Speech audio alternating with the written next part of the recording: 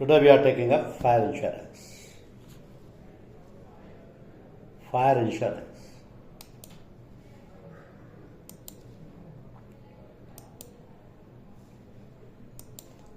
So before we proceed to fire insurance, I'll give you the latest update on the fire insurance. आपको fire insurance का latest update देते हैं। देखिए, in the financial year 23-24 यानी previous financial year में fire insurance portfolio में 25,666 करोड़ का fire insurance premium हुआ, जो कि 22-23 के 23,936 करोड़ के प्रीमियम के अगेंस्ट में 7.27% की ग्रोथ रेट से बढ़ा था। दूसरे शब्दों में उसको ये कहें कि हम 23,936 से बढ़ करके 24 में फायर इंश्योरेंस का प्रीमियम 25,666 करोड़ हो गया और इस पर 7.72% की ग्रोथ रेट आई। और ये जो प्रीमियम है, ये इंडिया की जनरल इंश्योरेंस इंडस्ट्री के प्रीमियम का केवल 9% है। That means fire insurance portfolio is only 9% of the total general insurance premium of India. और उसमें जो सरप्राइजिंग कंसर्न है वो ये है कि 22-23 फाइनेंशियल ईयर में incurred claim ratio fire insurance का 58% था, जो 23-24 में बढ़ करके 78% हो गया। That means incurred claim ratio increase from 58% to 78%। अब ये सिचुएशन कोई अच्छी नहीं। इसका डायरेक्ट इम्पैक्ट क्या हुआ? Reinsurers demand higher premiums for high risk properties like industrial plant and storage facilities, क्योंकि क्लेम रेशो बढ़ रहा है। मैन्युफैक्चरिंग प्रीमियम्स में rise 10-20%। Insurers are restricting co-insurance and reinsurance rates below IIB benchmarks। तो ये जो इसका डायरेक्ट इम्पैक्ट हुए, जिनकी वजह से प्रीमियम रेट्स बढ़ गए, थोड़ी रेस्ट्रिक्शंस आ गई, जिससे कि इनकर्ड क्लेम रेशो कंट्रोल्ड रहे। आप जानते हैं कि फायर इंश्योरेंस प्रीमियम में या फायर इंश्योरेंस के बिजनेस में जनरल इंश्योरेंस के सारे प्रिंसिपल्स अप्लाई होते हैं।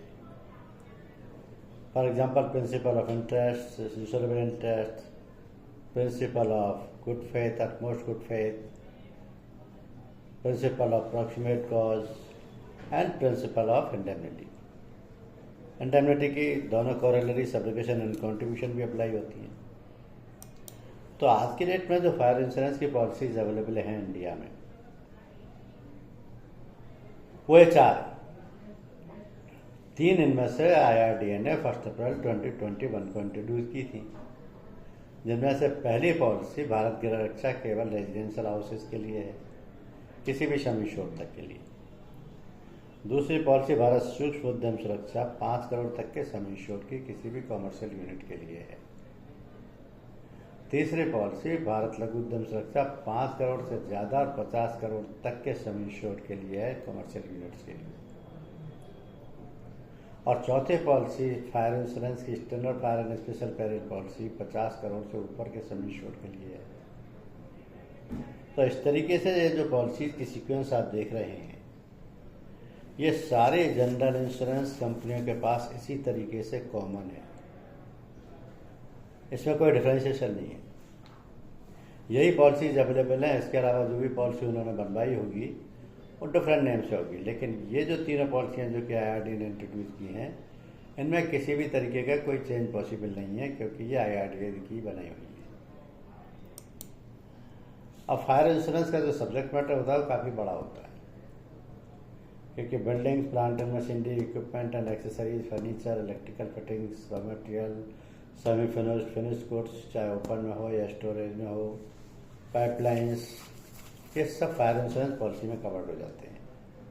ये फायर इंश्योरेंस पॉलिसी का सब्जेक्ट मैटर है। तो फायर इंश्योरेंस पॉलिसी में जो इंश्योरेंस पार्लेंस में फायर की डेफिनेशन यूज की जाती है, उसमें 3 चीज़ें होती हैं। ऐसे तो फायर का मतलब ये है कि production of light and heat by combustion of burning. तो उसका मतलब उसमें 3 चीज़ें होनी चाहिए। एक्चुअल इग्निशन हो, एक्सीडेंटल फॉर्चुअस ओरिजिन हो फायर का, और तीसरे something on fire which ought not to be on fire, किसी ऐसी चीज़ में आग लगी हो जिसमें कि पहले से नहीं थी, तो फायर पॉलिसी में कवर हो जाएगी। और फायर पॉलिसी में 3 कंटेंट्स आप जरूरी हैं। फ्यूअल यानी किस चीज़ को आग लगी है, ऑक्सीजन यानी कि उसका टेम्परेचर क्या रहा है, fuel, oxygen and temperature. Oxygen से मायने ये हैं कि कितनी एयर थी वहाँ। तो एयर नेचर में या एनवायरनमेंट की नेचर को उसको तो नापने की जरूरत नहीं है, लेकिन at concentration above 23% in air this situation becomes dangerous due to increase fire hazard. तो किसी भी पर्टिकुलर आइटम को अगर हाई टेम्परेचर है और उसको ऑक्सीजन मिल गई है तो that will catch the fire. अभी आइटम कुछ भी हो सकता है, वुड्स हो, फैब्रिक्स हो, सिंथेटिक हो, मटेरियल हो, पैकेजिंग मटेरियल हो, कुछ भी हो सकता है। इसी के साथ ही जहाँ भी आग लगती है तो सिर्फ फायर का ही नुकसान पेबल नहीं होता, और भी कई नुकसान पेबल होते हैं। जैसा वाटर डैमेज, आग बुझाने के काम में लिए जा रहे थे तब आग पानी से नुकसान हो गया, धुएं से नुकसान हो गया, फायरमैन जो आग बुझा रहा था, अपनी ड्यूटी दे रहा था, उससे नुकसान हो गया, सामान को हटाने करने में सामान टूट गया, सामान को हटाने करने में दीवार गिर गई। तो ये जो भी लॉसेज हो रहे हैं फायर एक्सटिंग्विशिंग ऑपरेशंस के दौरान, वो भी पेबल हैं इसी पॉलिसी में। लेकिन जब इस पॉलिसी का प्रपोजल आएगा तो अंडरराइटर कुछ चीज़ें चेक करेगा पॉलिसी देने से पहले, और वो ये 10 चीज़ें हैं जिनके बेसिस पर वो प्रपोजल को एक्सेप्ट करेगा, डिक्लाइन कर देगा। प्रीएम रेटिंग भी इन्हीं की बेसिस पर लगेगी। और ये 10 फैक्टर क्या है, ये बहुत ज़रूरी है जानना आपके लिए, क्योंकि अंडरराइटर देखता है कंस्ट्रक्शन ऑफ स्ट्रक्चर क्या है, ऑक्यूपेंसी क्या है, नेचर ऑफ फ्लोरिंग क्या है, हाइट कितनी है, फ्लोर एंड वॉल ओपनिंग्स कैसे हैं, एक्सपोजर क्या है, lightning, heating and power connection कैसे हैं, प्लेस और सिचुएशन कैसी है, प्रोटेक्शन कैसा है, पिछली क्लेम हिस्ट्री कैसी है, टाइम ऑफ लॉस क्या रहा है। ये 10 के 10 इंपॉर्टेंट फैक्टर हैं जिनके बेसिस पर फायर पॉलिसी की रेटिंग निकाली जाएगी। अब क्योंकि ये पॉलिसी आरडी ने इंट्रोड्यूस किया तो इसमें कुछ चीज़ें आरडी ने सिंप्लीफाई कर दी है। लैंग्वेज सिंप्लीफाई कर दी, पहले बड़ी कॉम्प्लेक्स थी, कवरेज कंप्लीट कर दिया, कुछ एड ऑन बंद कर दिए, मिससेलिंग पे कंट्रोल कर दी क्योंकि अब कोई पैरेलल डिलीट नहीं होगा, क्लैरिटी डाल दी क्योंकि कुछ इनोवेटिव कवरेज भी डाल दिए, और सम इंश्योर्ड निकालने का स्टैंडर्डाइज पैटर्न भी इंट्रोड्यूस कर दिया।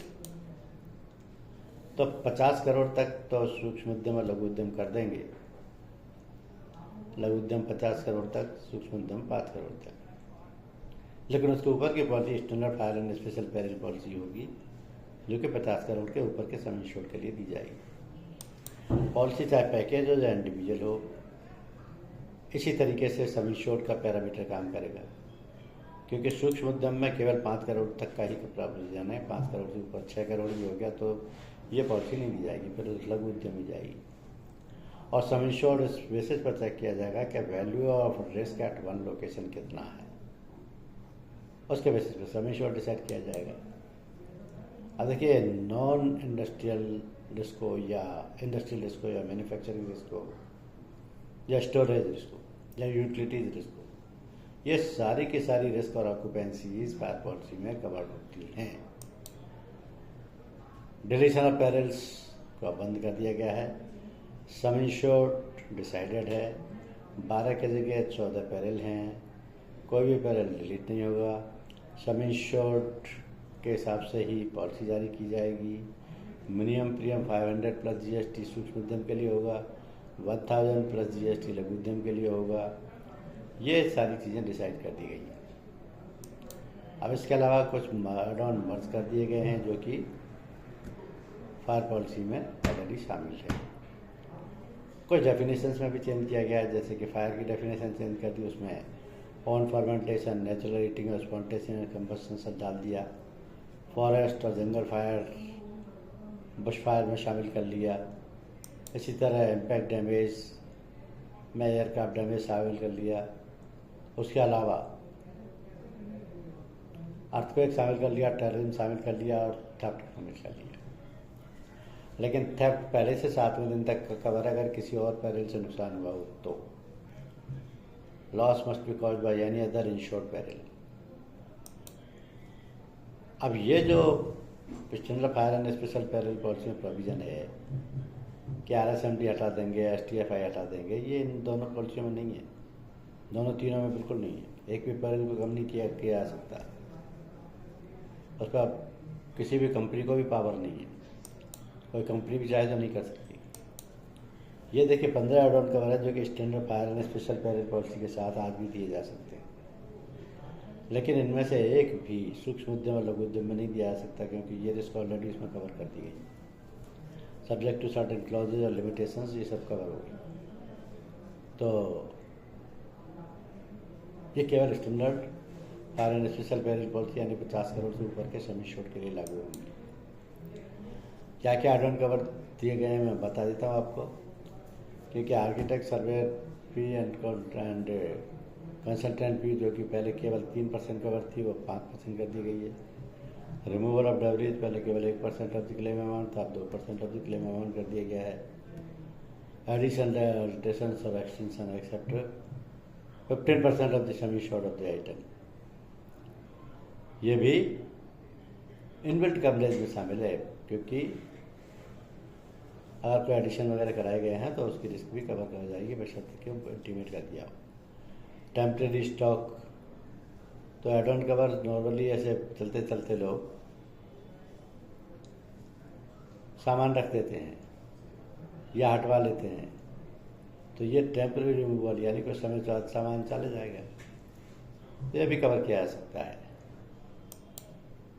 फिर स्टार्टअप के expenses, cost compared by municipal regulations, stock on pre loaded software, stock held in trust, ये सारे के सारे एड ऑन कवर पॉलिसी में कवर्ड हैं। इनके लिए कोई एक्स्ट्रा प्रीमियम नहीं दिया जाएगा। ये इनबिल्ट कवरेज है पॉलिसी के।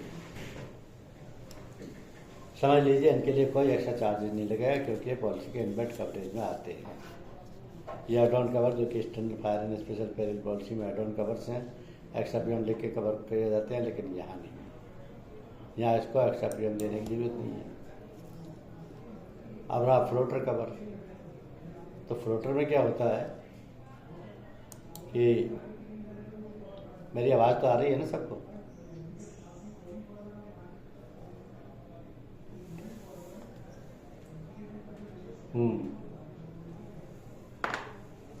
ये कभी भी किसी भी यूनिट में बीच में अगर कोई लॉस वगैरह होता है तो उसको ऑपरेट किया जाता है, स्टार्ट किया जाता है, तो उस एक्सपेंसेस की लिमिट है जो सूक्ष्म उद्यम में 1 लाख तक के लिए है और लघु उद्यम में 5 लाख रुपए तक का क्लेम उसमें पेबल होता है।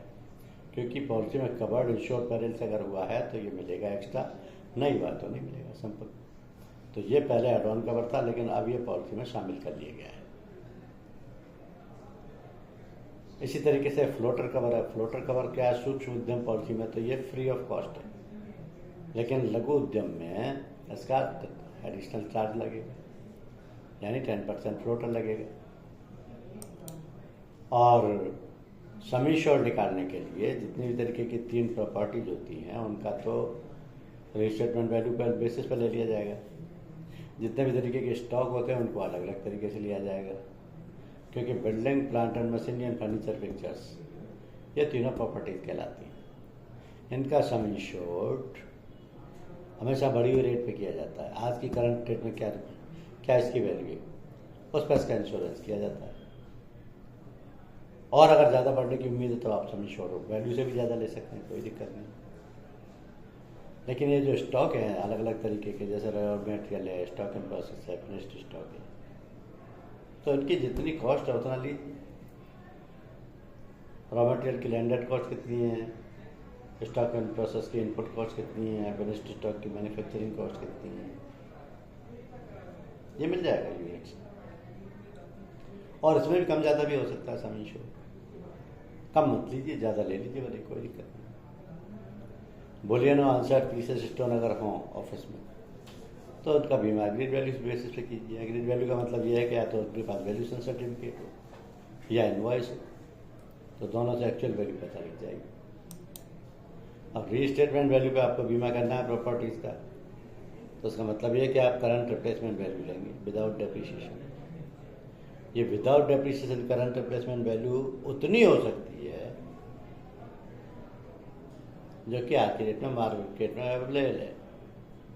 इसका परचेज वैल्यू से कोई कनेक्शन नहीं है, बुक वैल्यू से कोई कनेक्शन नहीं है, यहाँ तक कि रीसेल वैल्यू से भी कोई कनेक्शन नहीं है। लेकिन ये जो वैल्यू है वो आज की डेट में किसी भी बिल्डिंग की, किसी भी मशीनरी की कितनी वैल्यू है, कितने की आ रही है, नई कितने की आ रही है, या इसी को दोबारा बनवाए तो कितना पैसा लग जाएगा, ये वाली कॉस्ट है। ऐसे अगर कोई माल बेच दिया है और वो डिलीवरी नहीं हुआ है, रास्ते में ही डैमेज हो गया है या भेजने से पहले ही डैमेज हो गया, तो उसका इंश्योर्ड को क्लेम मिलेगा अगर उसने पॉलिसी देखी तो। और कॉन्ट्रैक्ट प्राइस पे, यानी कि जिस प्राइस पर सामान बेचा उसी प्राइस पर क्लेम मिल जाएगा। तो पूरा लॉस हो गया। जो पूरा लॉस हुआ है तो पूरे की कीमत मिल जाएगी, पार्सल लॉस है तो पूरे पार्सल लॉस की कीमत मिल जाएगी, लेकिन करंट वैल्यू पे मिलेगी। आज के दिन में क्या उसका कितनी वैल्यू है। फिर आते हैं 4 इनोवेटिव कवर्स। तो फायर की पॉलिसी में 4 इनोवेटिव कवर्स ऑलरेडी कवर्ड हैं without any extra premium. Money insurance 50,000, document insurance 50,000, computer program और data 5 lakh, computer program information and data 5 lakh, और personal effects of visitors 3 lakh तक, मैक्सिमम 20%, 15,000 रुपये पर पर्सन। ऑटोमेटिक कवर्ड है ये। फिर आता है वेवर ऑफ अंडर इंश्योरेंस, यानी कि अगर आपने प्रॉपर्टी का इंश्योरेंस मार्केट वैल्यू पे या करंट रिप्लेसमेंट वैल्यू पे नहीं कराया तो 5, 10, 15% तक की छूट दी जा सकती है। क्योंकि इतना मान के चलते हैं कि पॉलिसी पीरियड में इतना वैल्यू तो बढ़ जाएगी 10-15%। लेकिन अगर इससे ज़्यादा अंडर इंश्योरेंस है तो इंश्योर को घाटा होता है, क्योंकि उतने परसेंट अमाउंट उससे क्लेम में से कट जाएगा। ये इंश्योर के लिए अच्छी स्थिति नहीं है। तो कभी भी इंश्योर के लिए अंडर इंश्योरेंस मत कीजिए, ओवर इंश्योरेंस कर दीजिए, कोई दिक्कत नहीं। अंडर इंश्योरेंस करने से उसको क्लेम के टाइम पर उतने ही परसेंट का क्लेम भुगतना पड़ता है जितना परसेंट अंडर इंश्योरेंस था। 10% है तो 10% कट जाएगा, 20% है 20% कट जाएगा। लेकिन 10% को तो वेव किया जा सकता है, क्योंकि 15% तक पॉलिसी वेवर प्रोवाइड करती है। अगर 20% हो गया बाई चांस तो फिर 20% ही पूरा क्लेम कट जाएगा, 80% ही मिलेगा। तो ये बहुत इंपॉर्टेंट है इस आस्पेक्ट से। अंडर इंश्योरेंस चाहे पार्सल लॉस हो या टोटल लॉस हो नहीं होना चाहिए। स्टॉक होल्डिंग ट्रस्ट की रिस्क ऑफ ऑटोमेटिक कवर्ड है। किसी दूसरे ओनर का स्टॉक आपके यहाँ रखा हुआ है तो आपकी फैक्ट्री में ऑलरेडी उसकी नहीं लग गई सामान में और आपके यहाँ नुकसान हो गया तो इंश्योरेंस कंपनी क्लेम पे करेगी, आपको देर से नहीं देगी। ये ट्रस्ट में रखा हुआ है। ट्रस्ट का मतलब विश्वास पर रखा हुआ है। आपके किसी दोस्त का सामान है, आपके किसी डायरेक्टर का सामान है, चाहे वो फिनिश्ड गुड्स हो, सेमी फिनिश्ड गुड्स हो, प्रोसेस मटेरियल हो, रॉ मटेरियल हो, तो उसकी रिस्क भी पॉलिसी में कवर्ड है। Because stock and held in trust को अब बेसिक पॉलिसी में शामिल कर लिया गया है। इसी तरीके से एडिशनल्स, एडिशंस, अल्टेशंस और एक्सटेंशंस, अगर इंश्योर्ड पॉलिसी पीरियड में कोई एक्स्ट्रा काम कराता है या कोई अल्ट्रेशन कराता है या कोई एक्स्ट्रा फ्लोर बनवाता है, तो उसमें जो भी लागत आएगी, जो भी कॉस्ट होगी, वो इंश्योरेंस कंपनी को इंटीमेट कर दीजिए, उस पर प्रीमियम लग जाएगा, रिस्क कवर हो जाएगी। सब डिफरेंस अमाउंट ऑफ प्रीमियम देने से ही रिस्क कवर हो जाएगी, उसके लिए कोई अलग से पॉलिसी देने की जरूरत नहीं। तो ये रिस्क भी ऑटोमेटिक कवर हो गई। अब पॉलिसी ये कहती है कि आपके पास 3 तो कमर्शियल यूनिट्स के लिए ऑप्शन है, 1-2 रेजिडेंशियल के लिए, जिनमें से एक इनमें से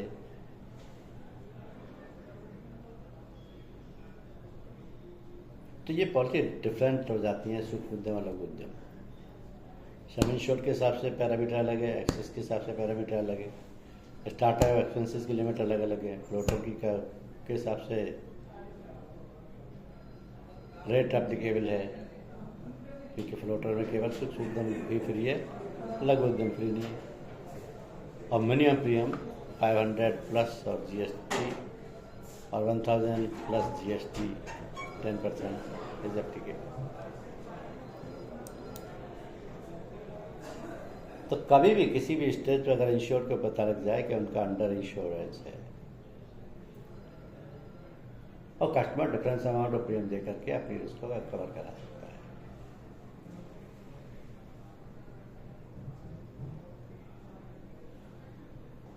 सम इंश्योर्ड को इंक्रीज करना, डिक्रीज करना पॉसिबल है। नॉर्मली तो इंक्रीज होता, पॉलिसी पीरियड में भी उसको इंक्रीज कराया जा सकता है डिफरेंस अमाउंट ऑफ पे करके। अब क्योंकि कंपल्सरी एक्सेस डिसाइड हो गया दोनों पॉलिसीज का, तो वही कंपल्सरी एक्सेस लगेगा 5000 एप्लीकेबल इन स्पेस। तो जो इंश्योरेंस कंपनी की मैक्सिमम लायबिलिटी होती है that is limited to the sum insured.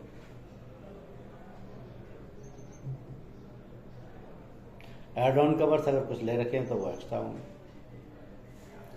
उसका चार्जेज अलग से आएगा।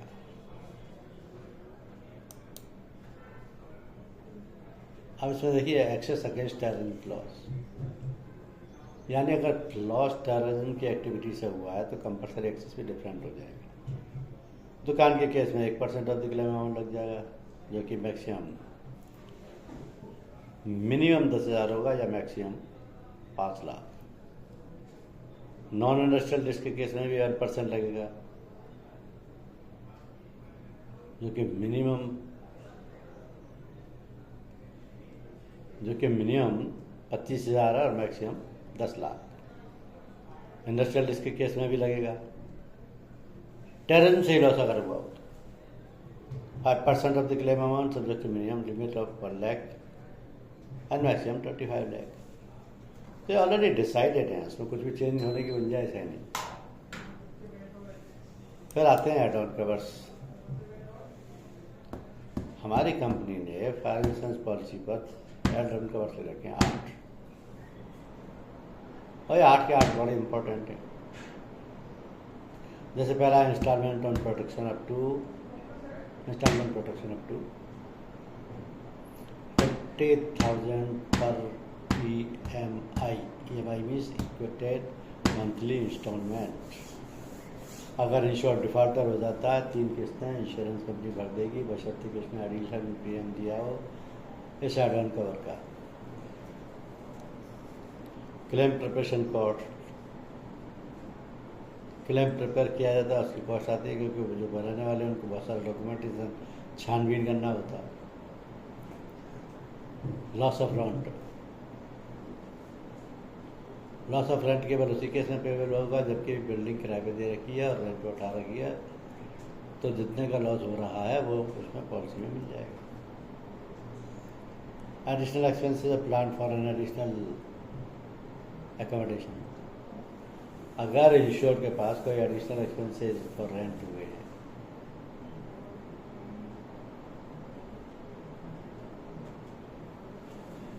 उसके लिए भी एड ऑन कवर लिया जा सकता है। तो ये तो है 4 एड ऑन कवर। 5वां आप देखिए accidental damage cover. Accidental damage caused by vehicle, animal or aircraft belonging to or owned by insured or their employees while acting in the course of employment। तो ऐसे केस में क्या होगा? Additional accidental damage cover हो जाएंगे, insurance company पे करेगी। इसी तरीके से इनवॉलंटरी बेटरमेंट। इनवॉलंटरी बेटरमेंट का मतलब क्या है? New property which is as similar as possible to the damage property and which is capable of performing the same function shall be deemed to be a new property or like kind of quality, and no event shall this become as considered as a payment of the sum insured। तो ये voluntary यहाँ भी हो सकता है।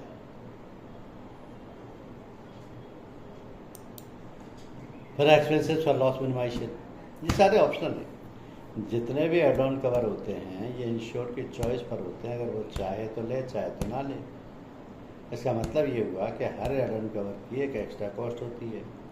इसका मतलब ये हुआ कि हर एड ऑन कवर केवल उस परल के लिए बनाया जाता है जो कि पॉलिसी में नहीं हो। अब क्योंकि एडिशनल रिस्क है तो इसकी एडिशनल कॉस्ट है, और फिर ये एडिशनल कॉस्ट के अलावा अगर इसी कारण से लॉस हुआ है तो उसका क्लेम पेबल है, और उतना पेबल है जो कि कवरेज में शामिल है। इसी तरीके से एस्केलेशन क्लॉज का एक एड ऑन कवर है। अब यह एस्केलेशन क्लॉज सम इंश्योर्ड के 25% तक up to 25% of total sum insured this add on cover is not applicable to stock.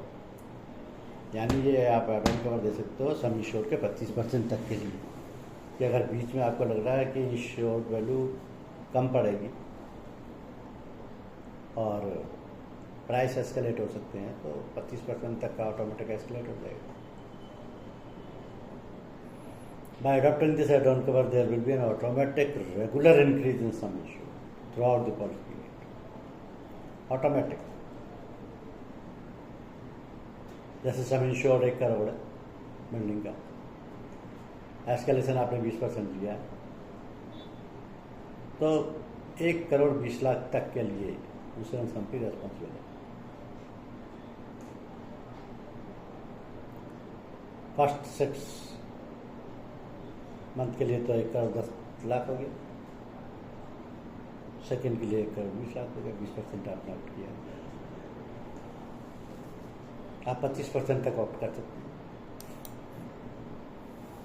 अगर आप फ्लोटर ले रहे हैं तो जिस लोकेशन पर आपका स्टॉक है, गोडाउन है, पहली चीज़ तो उसकी लोकेशन डिक्लेयर कीजिए प्रपोजल फॉर्म में। दूसरे उसकी single value reflecting the aggregate some insured declare कीजिए। एड्रेस में अगर कहीं कोई चेंज होता है तो वो इंश्योरेंस कंपनी को कम्युनिकेट कीजिए। बस प्लॉटर पे आपके जिस लोकेशन पर जितने भी गोडाउन है सब कवर हो जाए। अब क्वेश्चन ये कि इस पॉलिसी को ले कौन सकता है? इंश्योर्ड या एंटरप्रेन्योर के अलावा भी कुछ लोग इस पॉलिसी को ले सकते हैं। इट डिपेंड्स कि किसको कौन ले रहा है। मान लिया किसी बायर ने आपकी यूनिट को खरीद लिया तो पॉलिसी वो लेगा।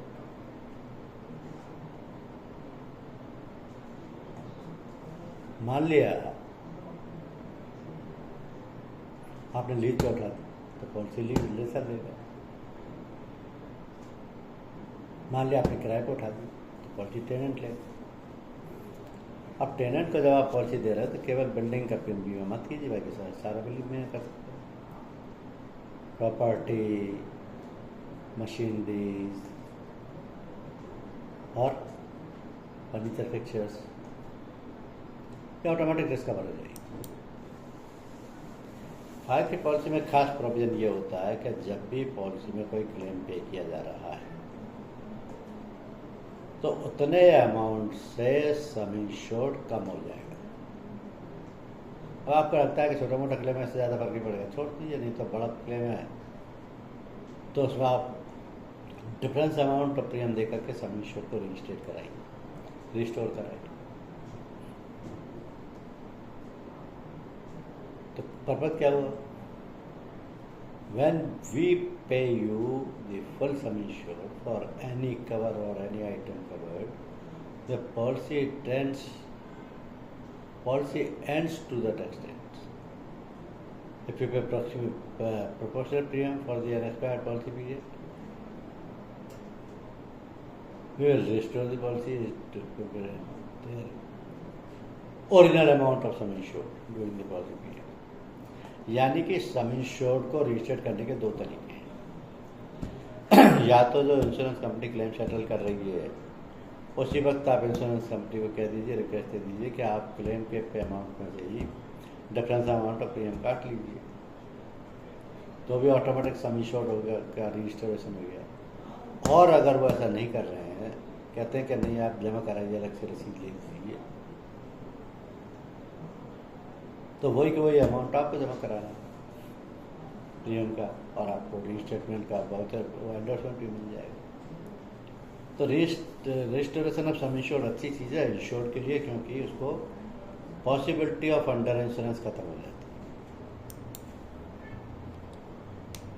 अब क्वेश्चन आता है कि अगर कोई पैकेज पॉलिसी ली जाए तो इंश्योर्ड कैसे डील करेगा, क्योंकि हर पैकेज पॉलिसी में पहला सेक्शन फायर इंश्योरेंस का होता है, और उस पहले सेक्शन को लेने के लिए इंश्योरेंस कंपनी अपनी अपनी रेस्ट्रिक्शन लगा देती है। तो फायर सेक्शन तो लेना ही लेना है आपको, पॉलिसी में रेस्ट्रिक्शन लगा दी कि पहला सेक्शन मैंडेटरी लेना ही लेना है। एक कोई और सेक्शन भी मैंडेटरी कर सकते हैं, कम से कम 2 लेना है तो, और कम से कम 3 लेना है तो 2 में और मैंडेटरी कर दीजिए। और क्वेश्चन ये है कि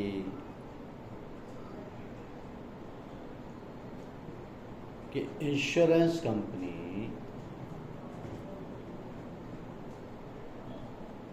चाहे पैकेज पॉलिसी दे चाहे इंडिविजुअल पॉलिसी दे, सम इंश्योर्ड के हिसाब से ऑटोमेटिक पॉलिसी कन्वर्ट हो जाएगी और सम इंश्योर्ड की लिमिट रोल प्ले करेगी 5 करोड़ तक, 50 करोड़ तक, 50 करोड़ से ऊपर। पैकेज पॉलिसी में इंश्योर्ड को केवल 2 कंप्लायंस पूरी करनी होती है। एक तो पहला सेक्शन फायर इंश्योरेंस का लेना ही लेना है, और दूसरा जो मिनिमम नंबर ऑफ सेक्शन है वो भी लेना है।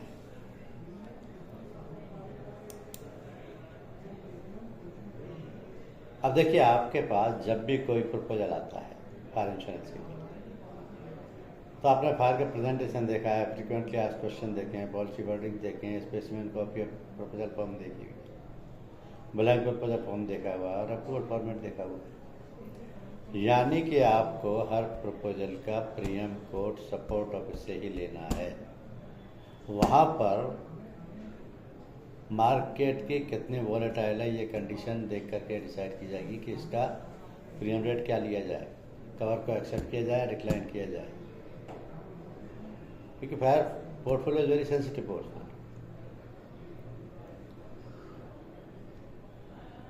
इसलिए भी सेंसिटिव है कि मार्केट में रेट कंपटीशन बहुत ज़्यादा है। इसलिए भी सेंसिटिव है कि पॉलिसी के वर्डिंग्स, टर्म्स, कंडीशन सबके पास एक से हैं, और इसलिए भी सेंसिटिव है कि आपको सारे तरीके के कॉमर्शियल यूनिट से डील करना पड़ता है, CMD से लेकर के और दुकानदार तक, जब भी आप फायर पॉलिसी दे रहे। तो ये सब चीज़ें देखने की होती हैं, नहीं कि बेसिस पर ये चीज़ डिसाइड होती है। अर्थक्वेक रेट जोन के हिसाब से हैं, जिनमें कि जोन 1 जिनमें कि सबसे कम अर्थक्वेक की फ्रिक्वेंसी होती है 0.25 to 0.5 अर्थक्वेक रेट्स हैं 1 जनवरी 2025 से। वो मशीनरी जो कि सीरियल नंबर 2 में शामिल होती है, उसके लिए 0.15 to 25, और जोन 3 और 4। देखिए, सबसे ज़्यादा frequency of earthquake is in the zone 1। सबसे कम किस में है? जोन 4। जोन 4 में कितनी है? केवल 0.05। जोन 1 में कितनी है? 0.25।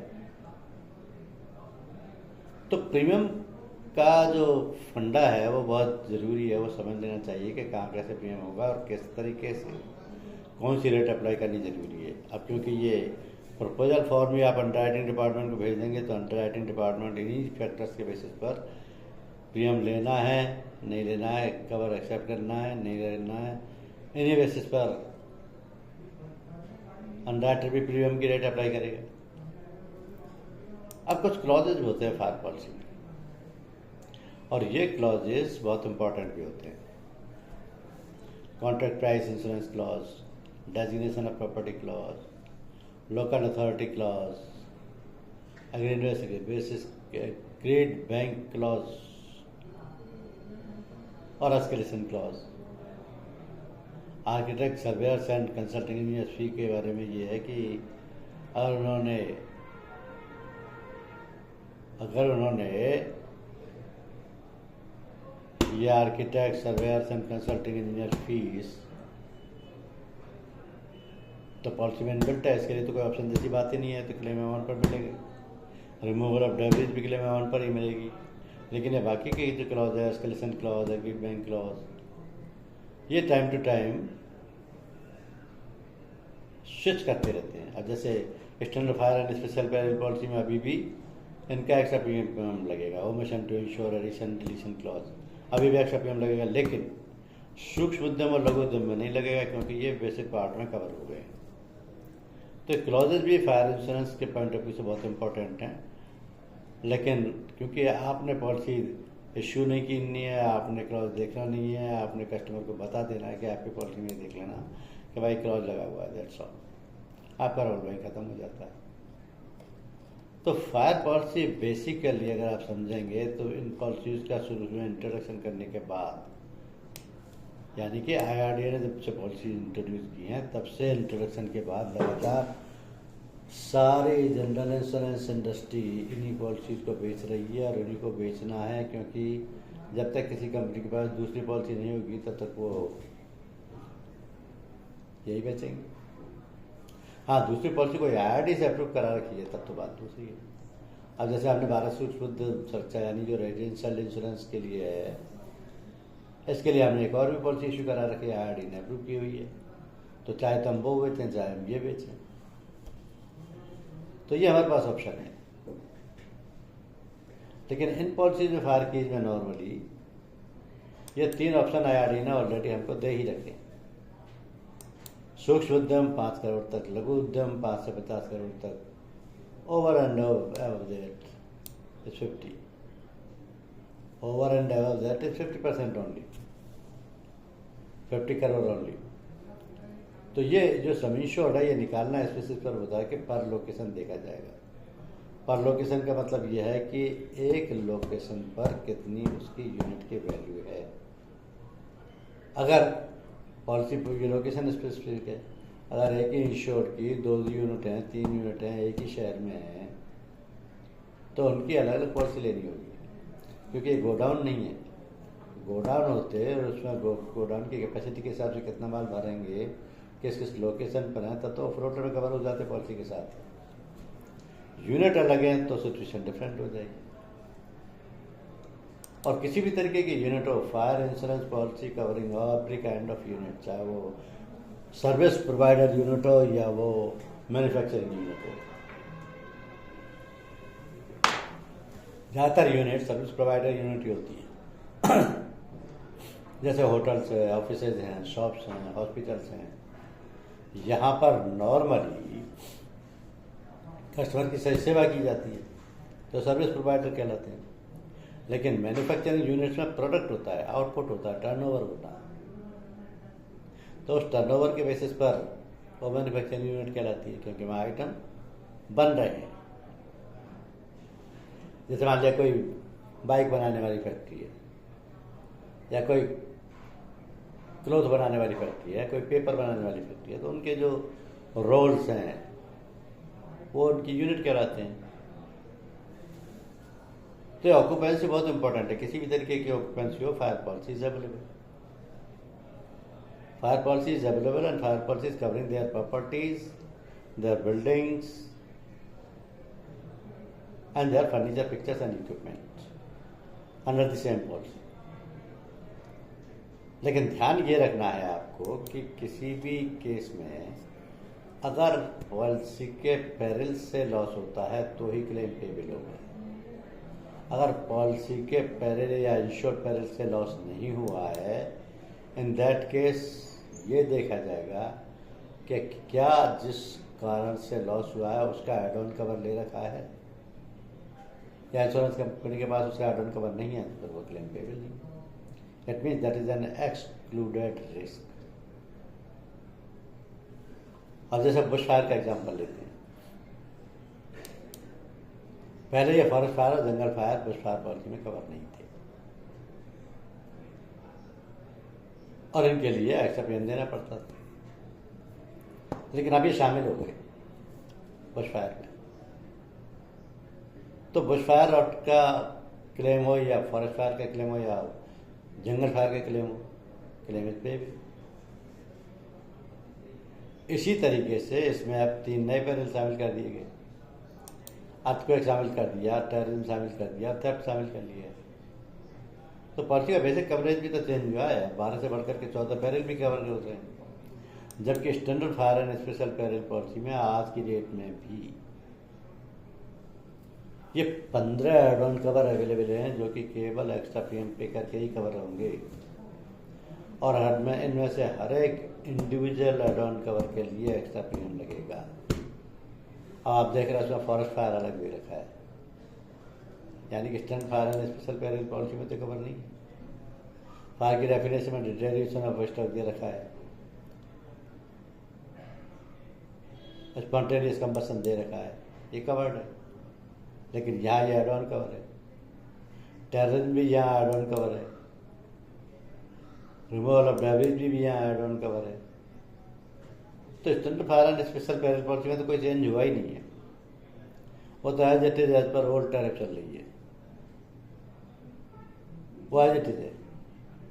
ये जो जितने भी चेंजेज हुए हैं ये सूक्ष्म उद्यम और लघु उद्यम में हुए हैं या रेजिडेंशियल हाउसेज के लिए जो पॉलिसी इशू की जाएगी उसमें हुए हैं। तो फायर पॉलिसी को जब तक आप अच्छी तरीके से नहीं समझेंगे, चाहे वो आपका बैंक का चैनल हो, पॉलिसी भले ही बैंक के थ्रू दी जाती हो, लेकिन प्रोविजन तो सारे आप ही को बताने हैं ना कस्टमर के। इंश्योरेंस के बारे में तो आपको बैंक से ज़्यादा पता होना चाहिए, पॉलिसी के डिटेल भी आपको पता होना चाहिए, प्रीमियम रेट्स का भी आइडिया ले लीजिए। हालांकि प्रीमियम रेट सब अंडरराइटिंग ऑफिस से अंडरराइटिंग डिपार्टमेंट से कोट हो जाएगी, उससे कोटेशन भी चला जाएगा, पॉलिसी भी इशू हो जाएगी। लेकिन एक बेसिक आइडिया तो रहे और आपको ये पता हो कि IIB रेट से कम पे आजकल पॉलिसी इशू नहीं हो रही।